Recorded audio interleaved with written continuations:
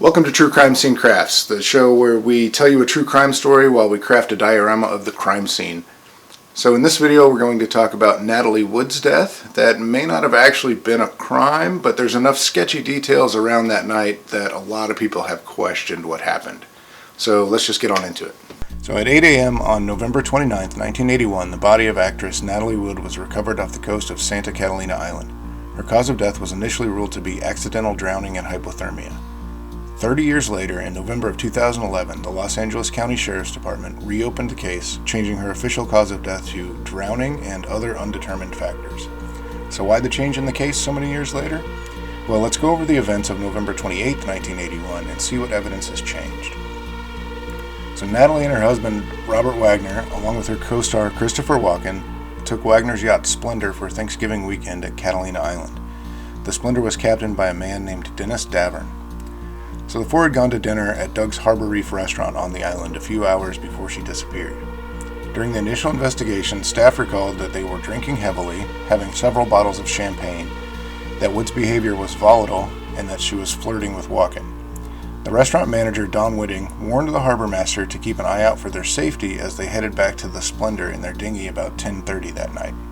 He also told police he was of the impression that Robert Wagner was a little bit irritated with his wife.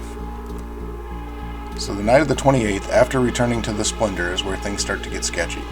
Of the three people aboard who could testify, only Christopher Walken's statements haven't changed.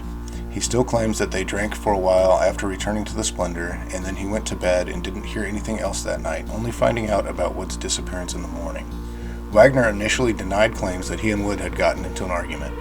In his memoir, Pieces of My Heart, he claimed that he and Walken had gotten into a heated conversation about Wood's career, during which Wood was not present but assumed to be safe on board. Between 11 o'clock and midnight that night, Wagner discovered her absence.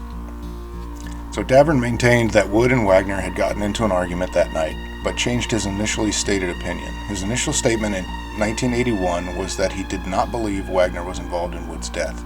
In 2011, he stated that he did believe Wagner was involved and that he believed Robert Wagner was with her up until the moment she went into the water. Davern's testimony is the primary reason for reopening the investigation and naming Wagner a person of interest in 2011. There were several other factors that night that don't add up either.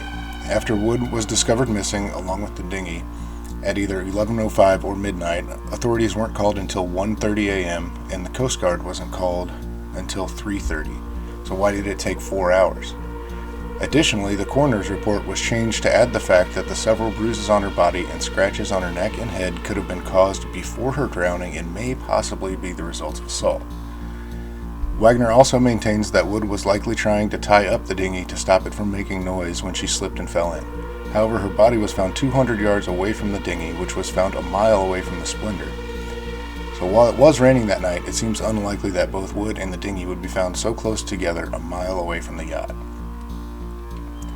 Natalie was also found wearing a nightgown, socks, and a red down jacket, which would indicate that she had not attempted to escape the argument by going to shore or to another boat. Additionally, passengers on another boat that was anchored in the harbor that night did tell police that they heard a woman screaming, "Help me," but couldn't tell that anything was amiss in the darkness. If they heard her, why didn't anyone on the Splendor? Testimony from one of the other boats claimed that they had witnessed Wagner and Wood arguing on the deck of the Splendor that night shortly before Wood disappeared. Another factor that goes against most of these theories is that Natalie was deathly afraid of the water, afraid of drowning, a fact that she had been very public about. So this makes it extremely unlikely that she would have attempted to retie the dinghy by herself at night in the rain, when she had always asked someone else to do it when it needed to be done.